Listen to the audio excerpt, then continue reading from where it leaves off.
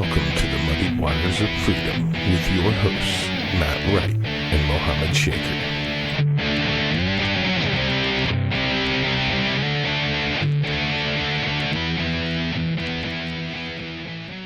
Good morning, good afternoon, or good evening, and welcome to the Vanguard. For Mohammed, you look like you're dying today, Shaker. I am Matt Wright, and together we are traversing the muddied waters of freedom. How you feeling? All right, man. How are you feeling? I am doing okay. Yeah, I am doing. Tonight I will be in San Diego at midnight tonight, so I am very excited about that fact. Yeah, you have fun out there. You going to a kava bar? Yeah. I got some friends that own a kava bar out there, and I'm gonna go hang out with them for a week. All right. Just in time to come back for our 1-year anniversary show at Grassroots Kava House. That's right. Yep, we got Caleb Franz. Yeah, Caleb Franz and Greg Bowen and Matt Masafilio will all be joining us for that episode, and live studio audience that everybody can come and check us out. Yep, second floor. We're going to be talking about libertarianism in general, hitting up on whatever current events may be going on that week, and then we're going to have a live Q&A for those of you that will be there and want to troll us. I will mop the dirt with you if you try, so please come. Can't wait. I hope those commies come. I am certain that many commies are going to be there. For all of those of us you who are watching us live and you heard that fantastic laugh in the background, our friend Nicholas Veser from Being Libertarian is on the show with us. You may know him from the daily headlines that we share on our page quite often. Nicholas, thank you so much for joining us today. Yeah, guys, glad to be here. Thanks for having me. Yeah, absolutely. It is great to see that you survived a Black Friday. Yeah, man. I'm surprised. It was brutal. Actually, speaking of that, well, first let's thank Low Tide Kava Bar for the kava and kratom we will be drinking today, especially Justin. Is that a Mangda blend? Is that a Mangda? What is it? A Mangda? Yeah, are you drinking the red? Oh, no, I'm drinking a mixture of green Borneo and Siam Wave. Oh, wow. So you're going a little white Mangda and a little green Borneo? Yeah. You're going up? Look, what's that? Oh, look at that. He's got some pure Mangda kratom. Nice. Yeah. No, from what I understand, Mangda means... Mangda is just an area, like it's a region. Okay. So it could be any it could be any strain of kratom, correct? Yeah, if it just says pure Mangda, it's probably they just took it from that region, ground up like all the different leaves and put it together as one. Where the reds are going to be like your more relaxing, and your greens are typically more energetic, and the whites are the ones that are just going to jack you way up. True. Okay. Yeah. So, but thanks, Low Tide Kava Bar. Well, Good stuff, though. You ever had kava, Mr. Nick? Yep, absolutely, man. Awesome. I'm a big fan of all that natural, just what do they call it? It's I'm not one of these, but where you tap into your brain and you're playing with all the dopamine and all that stuff. It's like brain hackers, that kind of stuff. I don't know. It's good stuff though. I'm into it. Oh yeah, it is. Yeah, and I'm assuming you've heard recently that the FDA itself wants to move on to scheduling now. It used to be the DEA. Yeah, well, didn't they schedule kratom as they were about to mark it as a Schedule 1, and then people just came out of the woodwork. Yep. Yeah, last year in October, they said that they were going to be doing a Schedule 1 on kratom in 30 days, and then they did, and when Low Tide Kava Bar, we and all the kava bars had to get rid of all of the kratom that they had on property, and we were just doing a fire sale trying to get rid of everything. And then they overturned the scheduling, which was the first time in history that had ever happened. And then recently the chair of the FDA, Gottlieb, who was on the panel that got the patent for synthetic kratom. Recently said he doesn't see any they found no medical purpose for kratom, and they recommend that it's Schedule 1. Yeah, that's that Stan Gottlieb, right? Yeah. Yes. So, and it's such, I mean, it's crazy, man, because the amount of people that I've seen come off of Suboxone, methadone, different, all kinds of opioids by using kratom. Even hard opioids, like street opioids. I know, man, like heroin. There's people coming off of heroin with kratom, and it's not. And the best part about it is that it doesn't bind, right? Right. It doesn't does not, bind no. to the opioid receptors or whatever. Yeah.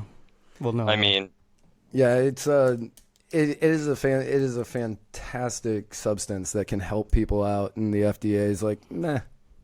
No, we're it's just like it's like marijuana. Only I think it could be so effective in. I mean, they're talking about the opioid crisis. They've made it a national emergency, right? Yeah. Yes. Well, you would think that when it's a national emergency that they would be looking at things like kratom that could literally save lives. Mm-hmm. But they don't care about that because it's not going to make them any money. No, Exactly. exactly. Yeah. Yeah, and when Gottlieb is one of the people who patented the synthetic mitragyn, alkaloid, and it's like, you stole this, you remade kratom and synthetically, and you patented it, and now you're saying, oh well, this has no medical value, so people will buy your product. Mm-hmm. That's just, anybody who doesn't see what's happening there is just not looking. Because the problem is that the only people who do see it are guys like you and me, or the three of us, right? And then all of these huge pharmaceutical companies or politicians, and if they're tied into the system or they figure they can just benefit somewhere else, it's only people who are going to be totally principle, like do everything based on principle, that are going to care. And that's what sucks, right? Because how many of those people are out there in high level positions? Mm-hmm. Usually, you're compromising yourself in some way to get to those positions of power, anyway. So, very true. Yeah. Yeah, and the thing is, not everything we consume has a medical application, anyways. Like water, unless you want to call water medicinal because it keeps us hydrated. So it's a silly way to try to tell people not to use something just because it alone has no medical applications, which it does, by the way. But you're right. Of course, you're absolutely yes. right. It does, but it is a stupid reason or way to evaluate whether or not something should be listed as a schedule. Although when it comes to people that work in the kava and kratom industry, we are obligated, we're asked not to say it has any medical benefits, correct? Just because of that? Right, because we since we aren't doctors, we can't really say that it has medical benefits. Yeah. So it's a fine line we got to walk when we're calling something medical, even though it may be or not. Right. Yeah. Well, I can because I don't work Yes. in the industry, so I'll make claims like crazy. Whatever. Technically, none of us do. Yeah. So I mean, we can make whatever claims we want right now. Yeah. Before we get carried away, myself, and I'm sure a lot of people might not know too much about yourself, so you want to tell us like where you grew up and your family? Do you have college? Where are you exactly politically, so on and so forth? Sure, yeah. I grew up in central Pennsylvania, Harrisburg, Hershey area. Had a great family. Became an actor. Started my career as an actor. Mm-hmm. Through that, didn't get a ton of work acting. That's always, it's you get jobs here and then you get jobs there and then you don't. Mm-hmm. So I started working in the hotel business. Very quickly became director of sales for the Ritz-Carlton Battery Park in Manhattan, but hated corporate America in every way. Moved to Florida, got into the television industry, had an 11-year career. Where in Florida? Left West Palm Beach, Wellington, Delray Beach, Boca, that kind of area. Had an 11-year career there that ended as executive vice president of a media company. Invested in a small tech company, in 2013, took over as CEO in 2014, and was sued by the government in 2015. And For they totally screwed me, man. Like in every way. Cronyism at its best. I had a $500 million, $500 million publicly traded company that was giving us warm transfer referrals. We got sued for deceptive and unfair trade practices for something that they allegedly had done. When we asked why they didn't sue them instead, because they didn't have the resources to go after them. Wow. Yeah. And when I was in court battling for my financial life, their CMO was speaking at a conference for the FTC in ethics and online advertising as I was getting totally destroyed, raped by the government financially. So you lost. So they took me out. Well, no, I haven't even lost. I mean, the battle's still going on. It's 4 years. I have countersuits like crazy that have survived all their motions to dismiss. It's terrible. It's terrible. I would not.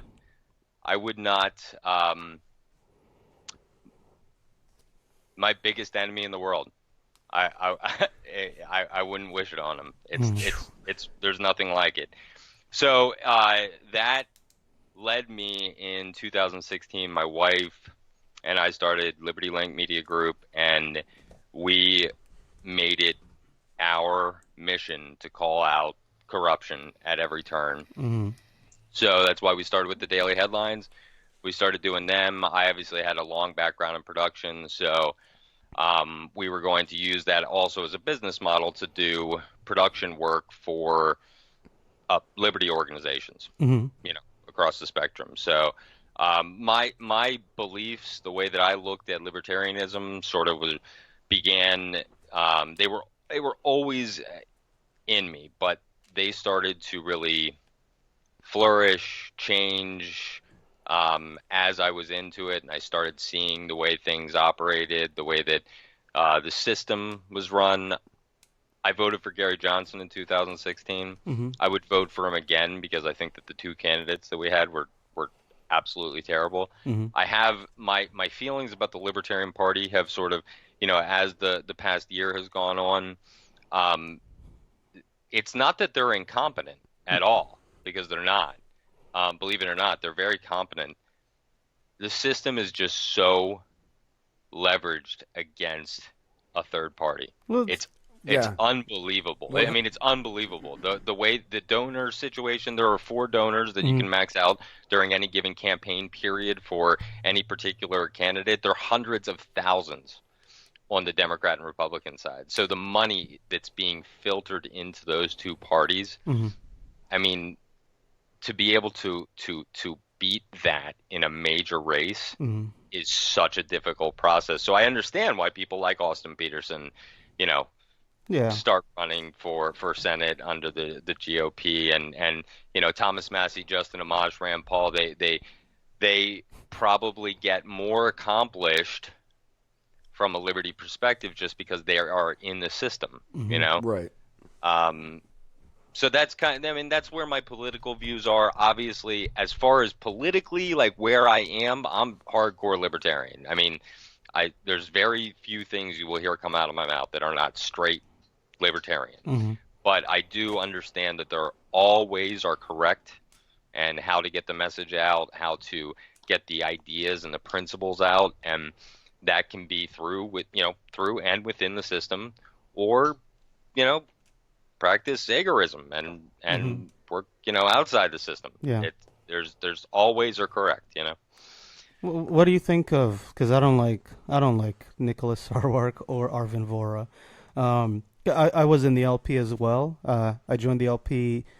I was a Democrat when I was 18, and then while I was in the Army, I was a Democrat. I heard about Ron Paul in 2010 when I was deployed. And then I came back home. I wasn't a big fan of Republicans for a lot of reasons, so I registered Libertarian Party. And Man, I look at some of my like past posts that Facebook lets you see from like 5, 6, 7 years ago, and I used to tear into the GOP, but like I'm a Republican now. Right. But what are your thoughts on like Nicholas Sarwark and Arvin Vora? Because I think they put their foot in their mouth all the time. I mean, if you don't want to, I guess if you don't want to talk about them publicly, that's fine.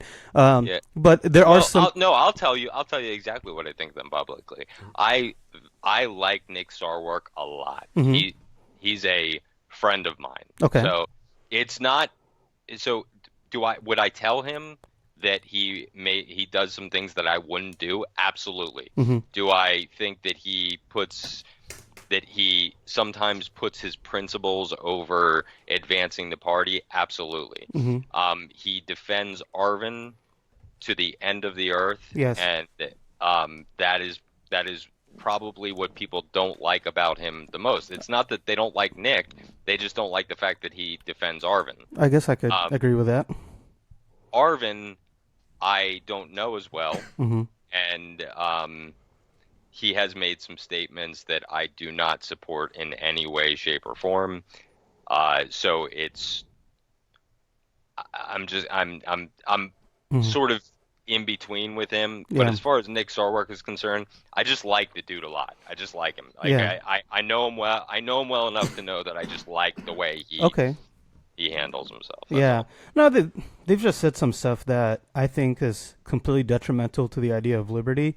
With this whole, and especially because I was a veteran, right? And I'm pretty anti-war. I'm very anti-war.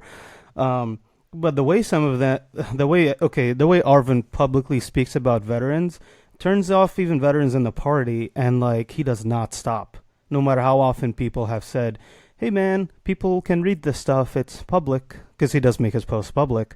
And I feel like until they get on top of that, it's hard for me to even get near the LP anymore, unless these kind of ideas stop going around that all veterans are somehow the cause of war and deserve to be called murderers and all that. Like, it's so wrong. Right, like if you got just because somebody who wanted to pay for college signed up to go into the military, then there's somehow the equivalent of George Bush, or you know what I mean? Right. Like Exactly. Yeah, they exactly. make it, yeah. Exactly, and that's what I tried explaining. Some people join the military. People join the military for a lot of different reasons, and a lot of times they don't know it's wrong. So, I mean, I don't think it's possible to blame somebody if they don't know it's wrong to do what they're doing, because it could. I totally agree with you. Yeah. Yeah. Yeah, no, I totally agree with you, and I think that he's wrong for. He also drew the comparison that he said we should pander to rapists because, it's the same as pandering to public school teachers. No, it's not. No. Rapists and public No. school teachers are not the same. Not the Public school same teachers, thing. right? Yeah. Exactly. Right. So no, I definitely have a problem with that. I have a problem that Nick, when he wanted to distance himself from the white national or the alt right, Hmm. he had that whole thing with Tom Woods. And just recently I was with Nick and I said, Nick, if Tom went on his show tomorrow and he said, I think all of my listeners should join the LP, would you be happy? And he was like, yeah, of course I'd be happy. Hmm. And I was like, then why? Yeah. Then why? Just why bother with the whole, I just don't understand it. And again, it's a principle thing. And I'm a principled person, so I understand that. But at some point you have to draw a line and say, well, and especially on Arvin's end, I just don't understand why he would continue to make such bold statements,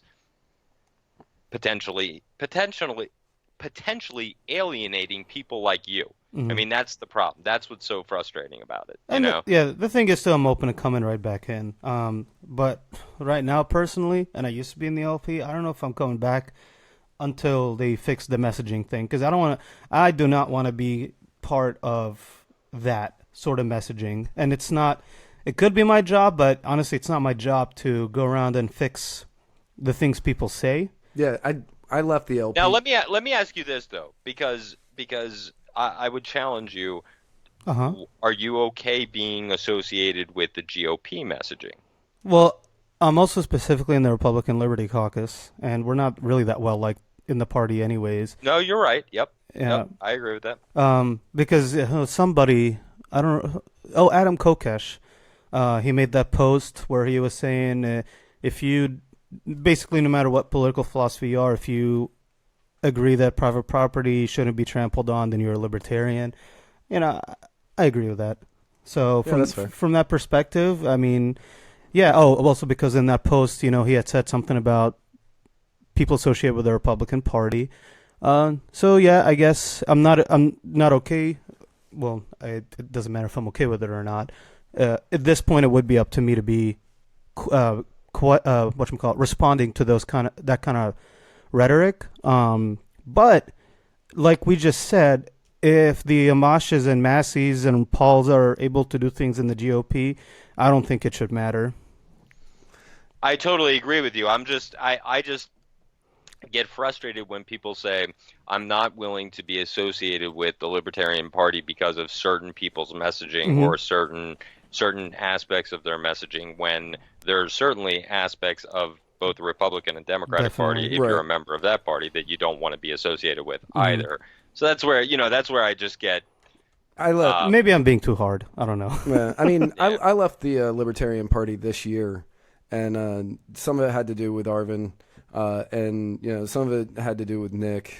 Like, more of it was because him defending Arvin, and then Nick and I got into an argument on Facebook, and I was like, "Why are you arguing? Like, why do you have time to argue with me?"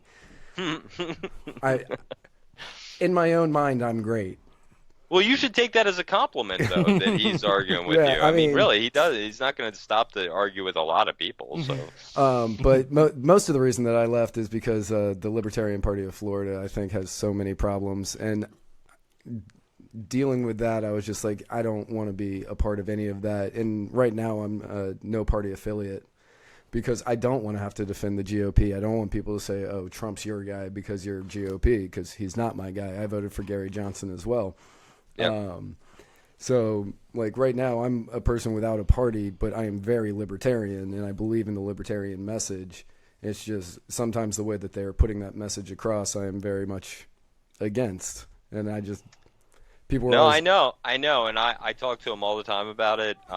Fortunately, they are going to be doing some stuff with me, doing some videos similar to the headlines that they're going to be putting out on their page and stuff, which I think just the idea that they would even come to me on some stuff like that is probably a good sign for where they want things to go. Because, I mean, really, like, as you know, I may have very libertarian ideas and values, the way that I present those ideas, but we do not we're very smart about our branding and the way that we do things. We try not to alienate groups, because that's the worst thing you can do. Even alienating the left, it's not a good idea, because there are a lot of disenfranchised people on the left looking for a new political home. So I would argue I came from the left, actually. So yeah. Yep. Yeah. You gotta learn how to appeal to the Bernie Bros and not push them away. Right. You know? Mm-hmm. I definitely agree with you on that. No, I definitely agree with that.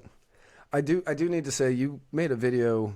I honestly don't remember what the video was about, but you had the greatest Muhammad impression in that thing. Oh yeah, it was the Rand Paul. It was the Rand Paul one where you just had the guy jumping out, going, "Rand Paul." Oh yeah. That is Muhammad to a T. Yeah, that's him. All right, yeah. Nice. Yeah, I fell in love with that video.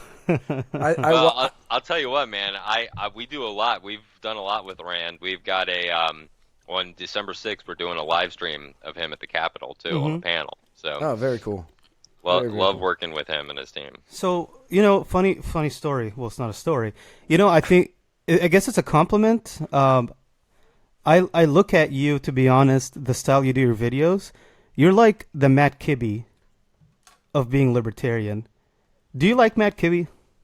I do know. I do like Matt Kibbe. I mean, I've met him a few times. Uh-huh. He's a very cool guy. He's a little bit more, we have a different approach in our videos. He Yes. has a little bit more of a laid back approach. I'm a little Definitely. bit more, but I'm very laid back in person. So that's more just the persona that I put on for those short videos to keep people's attention. But Yeah. but no, I take that as a compliment. Thank you very much. Yeah. No, he's awesome. I like his We the People stuff that he's been doing, and ever since I started watching, your stuff, whenever that started. When did you start doing that? Well, on Being Libertarian, we started in early March, and we've been around. It's only been for a year. So. Okay, yeah, that's about right. Yeah. Yeah. Yep. So getting into some of the topics that we had for today, this made me laugh so hard. This was the greatest Black Friday moment of my, I didn't do much yesterday. I woke up at like 3 p.m. I woke up at 3 p.m. and then I ended up going out to eat with my parents, and the guy that you can see sitting in the back if you're watching us, he's been my best friend since we were 13, and he surprised me Thanksgiving night and just showed up. So he's been hanging out. So we went out to eat. But I was reading an article from Salon.com by Matthew Rosa, and it's the case for Hillary Clinton in 2020, and I was just exceptionally excited about that, because who doesn't need a good laugh the day after Thanksgiving? Everybody, please thank Ken, or welcome Ken to the show. Ken is the owner of Grassroots Kava House in downtown St. Pete, where we are having our 1-year anniversary show. Can't wait.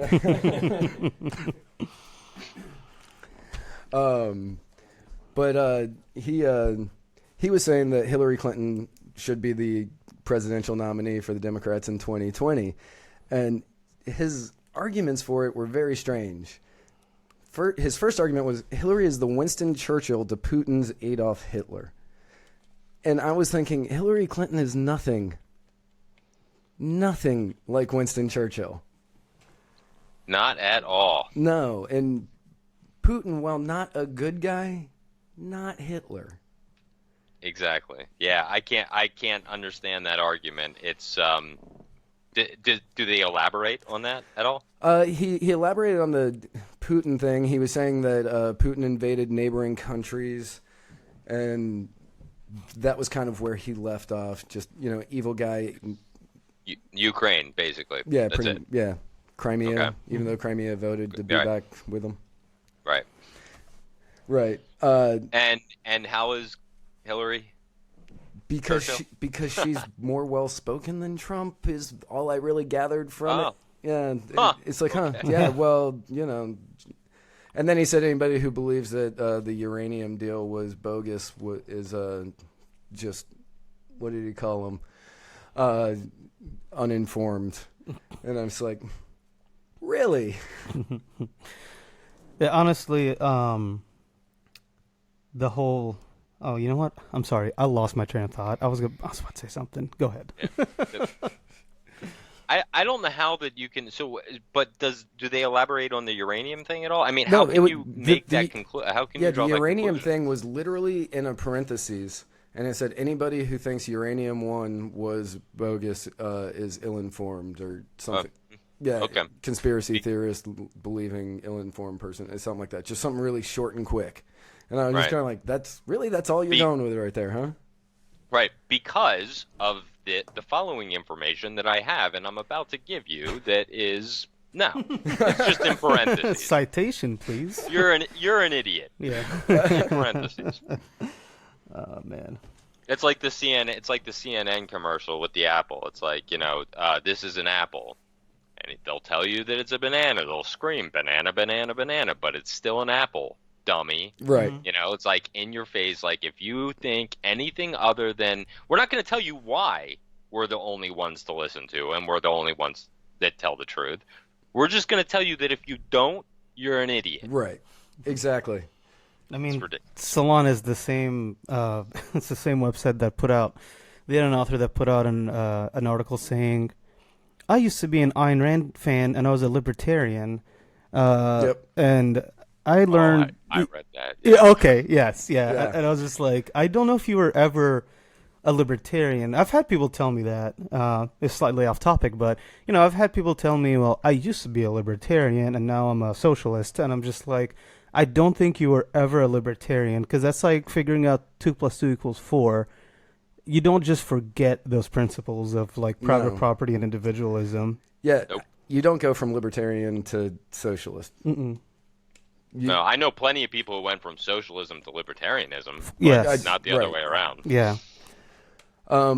His second point was that it would piss off misogynistic trolls. And that's with what, the whole argument that men wouldn't vote for her or something? Yeah, that's pretty much, yeah. And I was like, but do you need it to be Hillary Clinton? Like, if you want it to be a woman, I don't care if a woman is our president. I don't Of course not. care. Nobody cares. No. I don't think anybody cares in this day and age. If the best person for president is a woman, fine. Like that's fine. You know, like I don't understand why anybody would make that argument. Granted, there are a few people, just like there are some racist people out there, right? Yeah. But Barack Obama still got elected president of the United States because there's not enough racist people to stop that from happening. Just like there's not enough misogynistic people to stop that from happening. Exactly, and it doesn't matter if Hillary goes out and she says that it's because white wives were afraid to vote for her because their husbands told them. It's like, do you not believe that these women have their own thoughts? Like, exactly. Right. Like it's so demeaning. It is, and you're pushing your own vision of sexist America onto the country when it doesn't need to be pushed. And they're probably talking about right-leaning people when they're talking about that, but right-leaning people were very willing to vote for the lady that I'm forgetting her name, ex-CEO of HP, or is she a CEO, CFO? I know. You know what I'm talking about. People really liked her for a while. What was her name? I don't remember. She was Katie. No. No. She was during the campaign here in 2016. Yeah, she was. I know who you're talking about. Yeah, we know who we're talking about. CEO, I think, of HP. Yeah, she started as secretary and worked her way up to CEO. Yeah, and conservatives didn't care that she was a woman at all. No, not even a little bit. Yeah, so it's a conclusion without any proof that misogynistic trolls are what stopped Hillary from getting in anything. Because, those same misogynistic trolls are the same ones that elect countless of women to state house as Republicans every year. Yeah. Moving on. Oh, Carly Fiorina. Thank you, yes. Yeah, Carly Fiorina. Yes. Yeah, that's one. Hillary earned the right to be considered the presumptive nominee in 2020 because she won the popular vote in 2016. Huh. And then he said she was the first person to win the popular vote but lose the election and not be considered the front runner for the next election. What? Yeah, I don't get. Yeah. Yeah. It's only happened 4. 2 other times, 3 other times. Technically, I think 3 or 4. Yeah. Yeah, I was gonna say I know her. I know Al Gore. There's right. Yeah. And then I think way back. 19th, I think, like late 19th, something like that. Yeah, I was gonna say the other times that it's happened, it was so long ago. I believe Andrew Jackson also was one of the ones that won an electoral over a popular. He did. Now that I think about it, he did. Yep. But so, if these are the cases for Hillary Clinton being the next, the Democratic nominee in 2020, then they don't really have a case, right? They don't really have a case. I mean, I kind of hope it happens because I think that would be just absolutely hilarious to see her try for another time and fail again. But yeah, even a lot of Democrats are saying I've seen them comment on that same article saying that's how you get another 4 years of Trump.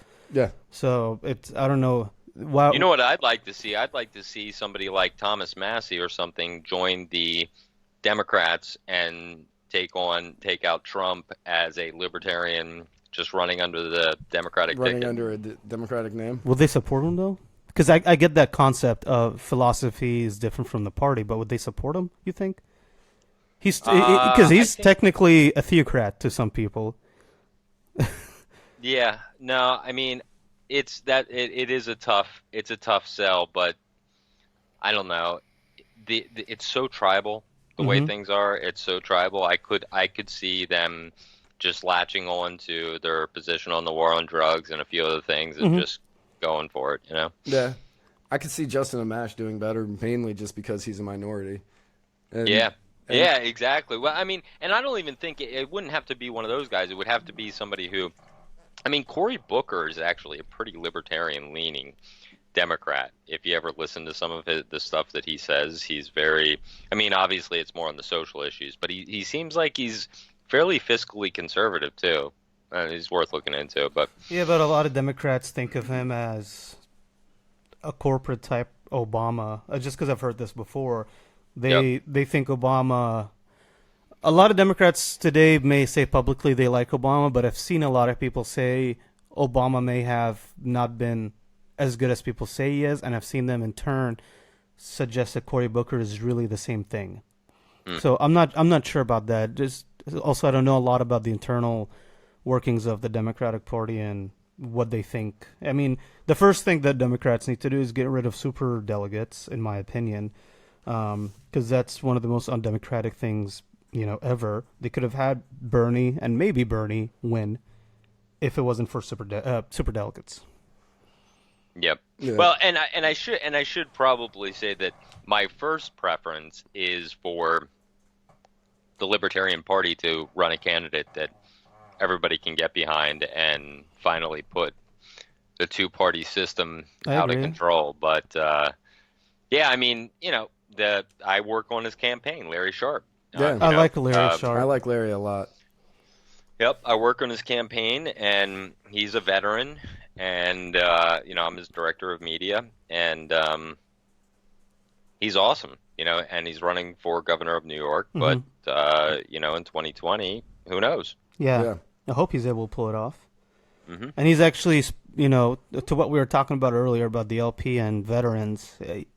I'm glad he took the time to go live, probably like that day or the next day, and talk about those issues. I think he was a Marine. He had his Marine Corps T-shirt on, and he was talking about why the LP is Yep. not anti-veterans, It's which is not. a good. I'm glad he did that. Yeah, definitely. And I'm sure he'd be happy to know that you're glad he did that because you're the person that he did that for, like, well, and for himself. He was, Yeah. he wasn't happy about that. So Right. And then Matthew Rose's last point was we can expect her to be a good president. Well, I expect everybody to be a good president when they get elected. I want everybody to be a good president. Like you want everybody I- to. You don't expect right, everybody yeah, to. that's actually more, yeah. I want everybody to be a good president. I don't expect anybody to be a good president, and because I mean, in my mind, we've had like 6 good ones, and Exactly. yeah. So I'm like, you can't. William Henry Harrison, the best. He spent only a month in office, so he was the best. Yeah, great president. Yep. But really, I mean, the way I look at it is you can't expect anybody, especially Hillary Clinton with the past that she has, No, to be. I mean, it's ridiculous. absolutely not. Yeah, and that's something I've had to drill into. My parents, it took them a long time to figure it out. I think they just got annoyed with me talking about it to them because they're Democrats. Okay, for perspective, most Muslims used to be Republican until really a lot of the George Bush and FBI stuff turned off a lot of Muslims. It wasn't even the war in Iraq, really. It was spying on Muslims in the mosques is what got a lot of Muslims to leave the party. But they're all big fans of her, and they, for good reasons, they don't like President and candidate Trump, and I can understand that. Even I typically am not a fan of some of the things that he talks about or the manner he does it or he has done. But it's hard to drill that in there. And old school people, like I keep telling them, like, she doesn't have your best interest in heart. I even tried coming at them with the angle of she's one of the people that put money into changing election results and financing different candidates in Palestine against, basically that she was playing around with the elections in the Gaza Strip, yes, mainly. So she's really not a good friend to Muslims, but a lot of Muslims, because they're so afraid of Trump, I guess, that they will just lash on to the opposing candidate, even though some of the stuff that these Democrats do are not, obviously, and Republicans are not good for the region and the people, I guess, if that's how you want to look at it. Sure. Yeah. Speaking of that region, yeah, there was a attack on an Egyptian mosque that ended up, so far the body count is at 305 dead. You know a lot more about that area and everything going on there, obviously, since you're from there. So, if you want to... Yeah. So, historically, right, Egypt's had a lot of issues with bad members of the Islamic Brotherhood. And some people might... I've been hit on this before, so I don't mind going publicly about it again. Not all members of the Muslim Brotherhood are bad people. Because a lot of the members of the Islamic Brotherhood in Egypt are actually just like doctors and engineers and so on and so forth. And that's like when Trump said there were good people on both sides of the Charlottesville attack.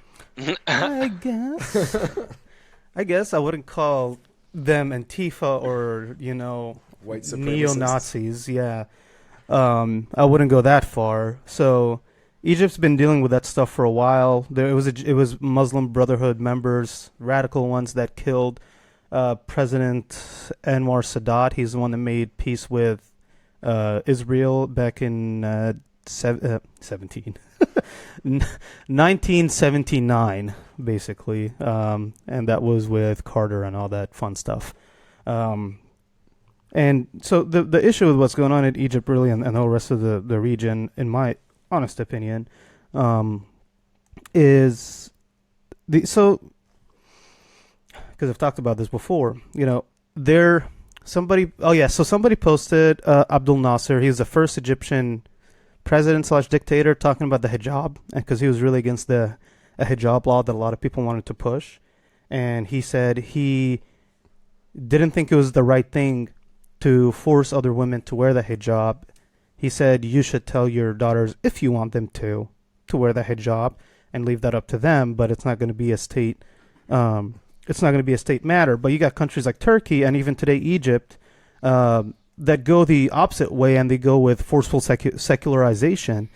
And now anybody that is merely associated with Muslims or Islam is like hidden by the government and thrown into a prison and disappeared for the rest of their lives.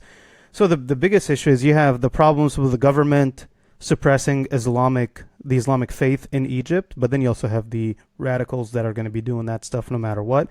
ISIS has attempted to claim this thing, but I don't think it was ISIS. I do think it was just internal radicals that we've always had. I don't think ISIS actually did this. ISIS even just lost out militarily in Iraq like 2 or 3 days ago. They had just announced. It's a really tough issue to talk about, like Islam in the Middle East, because it's not as black and white as people think. It's not just Islamic dictatorships all over the place. There's actually a lot of just secular regimes that take people's liberties of practicing the faith from them, which does end up radicalizing people. So I don't know. What are your thoughts?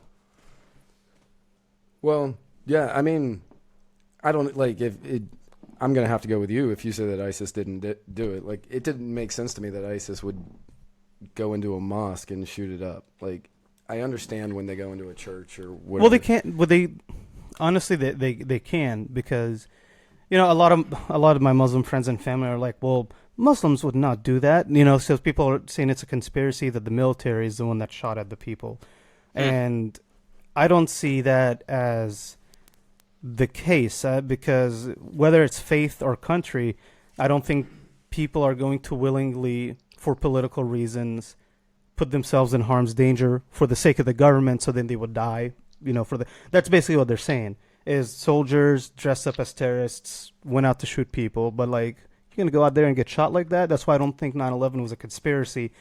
I honestly don't think any red-blooded American will bomb and kill all these people for the sake of the government. But I'm not a fan of conspiracies anyways. Right, yeah, exactly. What is your thoughts on conspiracies, Nick? Well, obviously some do exist. That you can't. It's just as bad to think that there is never a conspiracy as the people who believe that everything is a conspiracy. Mm-hmm. However, most things are not.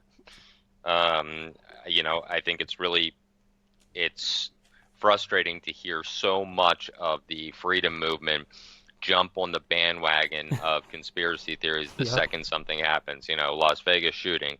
Look at the muzzle flashes, on the 5th floor. Right. Look at this, look at that. And it was right away, right out of the gate. It couldn't have just been a guy who got a bunch of weapons and took them in bags. Like people are like, oh, how would they get through security? Well, people get entire floors in Las Vegas and they bring up 100 bags at a time sometimes, and nobody asks them what's in the bag. So, it's just that kind of stuff does drive me crazy, where people look for immediate conspiracies in everything.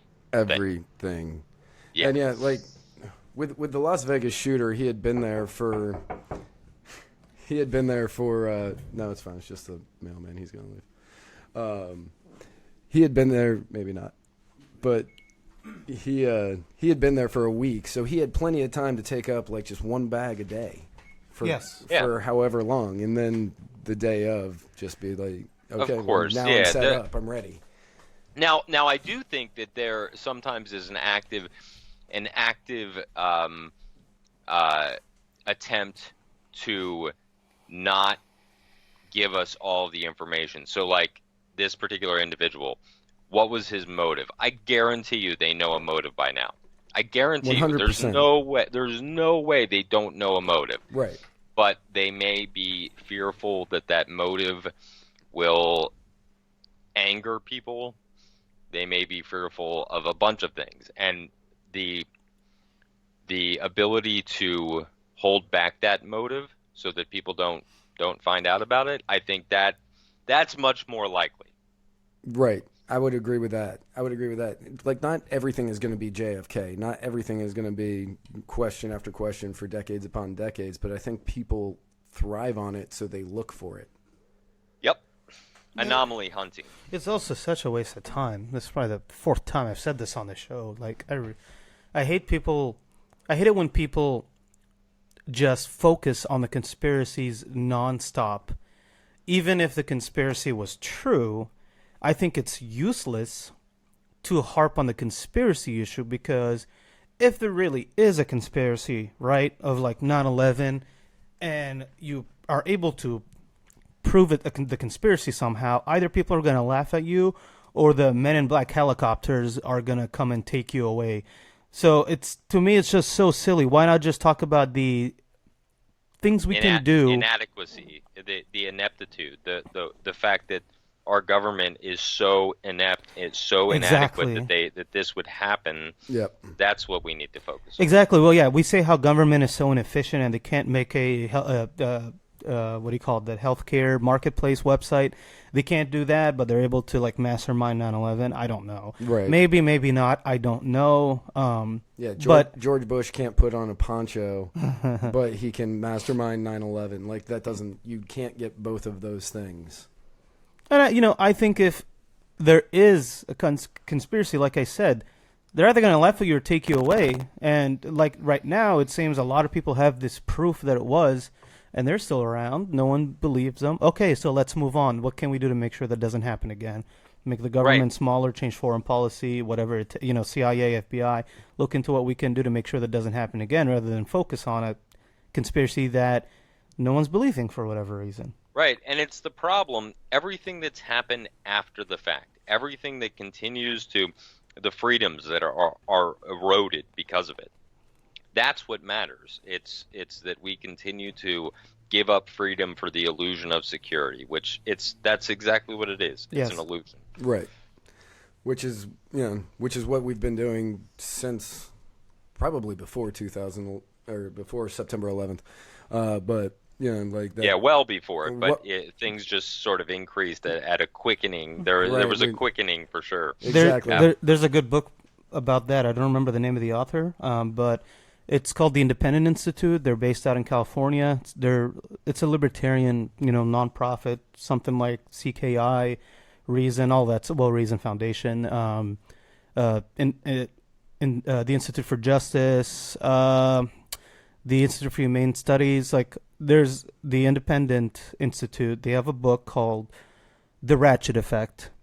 And okay, yeah, I've read that. Yep. Okay, yeah. So the Ratchet Effect basically talks about how the size of government is either going in, if you're looking at a graph, plateaued off, or it's going up at some event. And then the Ratchet Effect is something happens, whether it's natural or man-made, such as a terrorist attack or hurricanes or whatever. And then the Ratchet Effect would be people would start demanding the government do something. So the Ratchet Effect would be the government then coming out with the Patriot Act or whatever. Freedom Act or... Yeah. Which is why I only believe in, because this is the topic I wanted to also talk about, this is why I don't believe, because all libertarians may be thinking the right way about why we should have net neutrality, because we already have government-created quote-unquote monopolies, which they're really not monopolies, maybe geographically, depends. Because by definition, monopolies is a business or something that sells to every single, that has complete market control. If you have a small mom and pop or whatever, it's not really a monopoly, but right. I get they mean really big, right? I don't think net neutrality as a in-between until we figure out how to make, lessen the amount of monopolies is a good way to go about it, because government will never, ever, ever give up power, ever. That is not something the government will ever do. It's only going to take referendums from people to, lessen the scope of the government, or it's going to take like really good politicians that really mean it when they say they want to let the government smaller. Even Republicans always talk about how they want to make the government smaller. Republicans have made government bigger every single time, more so than Democrats. I don't know why people overlook that part, but that's actually how it is.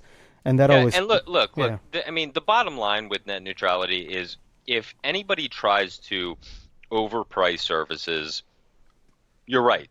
A monopoly exists to an extent, but nobody will ever price themselves out of the market. There will always be innovators who will come in and offer something for less. It will always happen. That's the way capitalism works. That's why it works so well, because it doesn't pick winners and losers like the government. It doesn't give tax benefits or subsidies or anything else.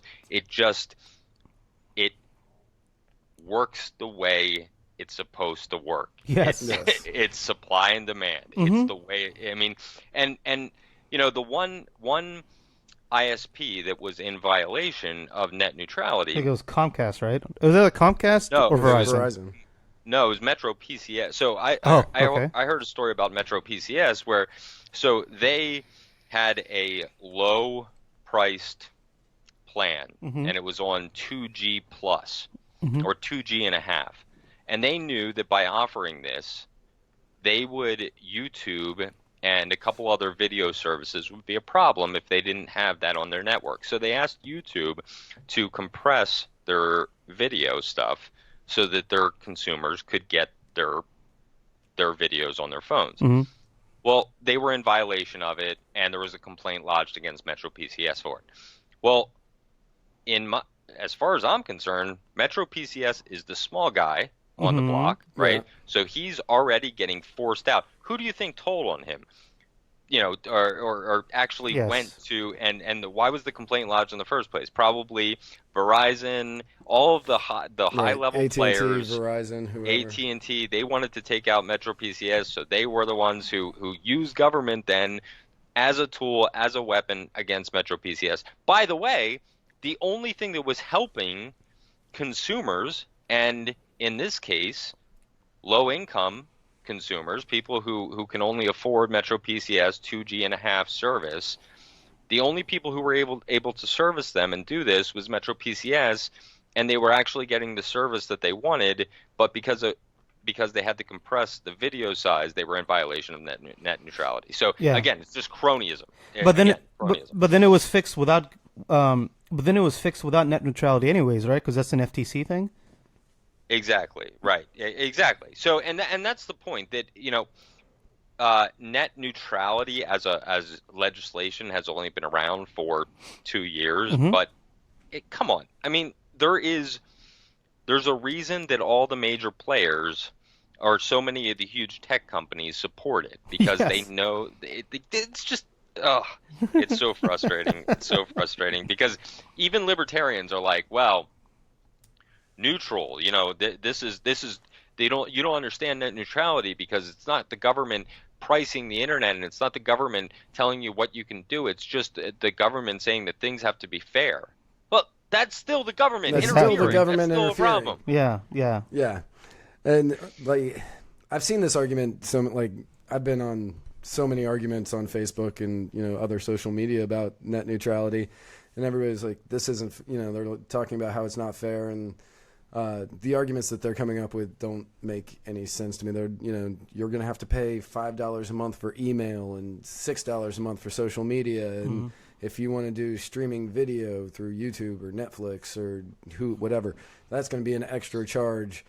All theoretical. That's, Right. That's Exactly, their yes. life, All Yeah. theoretical. None of that has been proven. Right. And like what the argument I've always said, and I don't think anybody understood this argument, was I said, if you want to ship a bookshelf, it should then cost the same as a letter. Right. That's the same thing that you're talking about. Like, Exactly. Because you're paying for it from one location To the next to the location. next one. Yeah. weight and size and everything else should not matter. Like that's the argument you're making, and all the people who are for net neutrality that are in these arguments are liking it. And I'm like, do you guys not understand that I'm making fun of your argument right there? Yeah.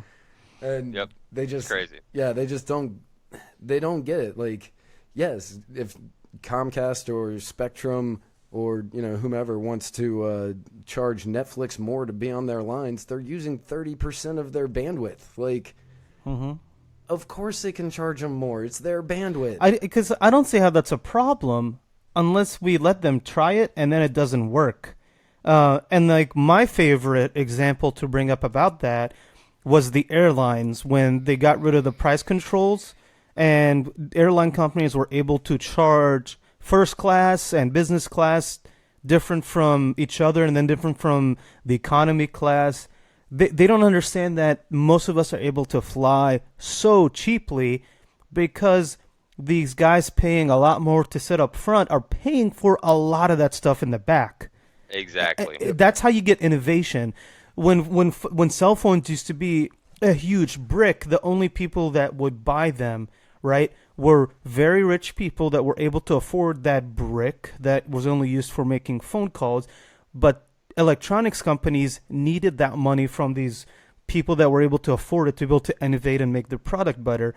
I don't see how telling whatever companies that they cannot charge for Netflix isn't going to end up helping everybody out at the end, because what if I am sure they're going to use that money. We can't just go off of all corporations are always bad, I'm sure they're going to try to give us a better product if they're able to do that, because that's what happened with every other industry that's not had price controls in that manner.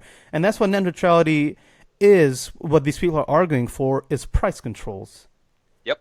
And yeah, Absolutely. yeah. Yeah, and that's the problem, is that whenever you're looking to a solution from the government, you're saying we have a problem. This is what it is. Now, please, benevolent government, come do this for me. Help me, please. It's ridiculous. And then what's worse is that we actually have people who believe the same way that we do, who get caught up into thinking that way. Because they just can't imagine that these corporations, we can't be taken advantage of by these huge evil corporations. That's more dangerous than anything the government. Well, corporations are split up. There's one corporation here, one corporation here, one corporation here, and each one of them you can decide to boycott. You can do this. You can, all these different things. Government is one singular body, and they have total control over our lives. You don't want to give it. You don't want to take control. So. Okay, maybe all these corporations are evil. At least they're broken up into different corporations. Into separate evils. Yeah. Right.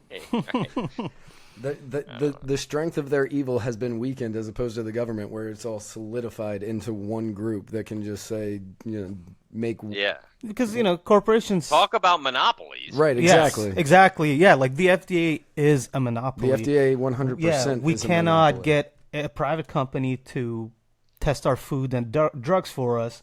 That is a true monopoly right there.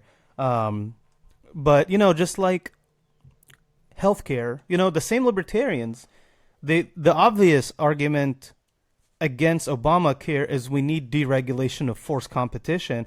But for some reason, it's different when it comes to the internet, and that baffles me. Maybe we're not saying the right things to them. I'm not sure.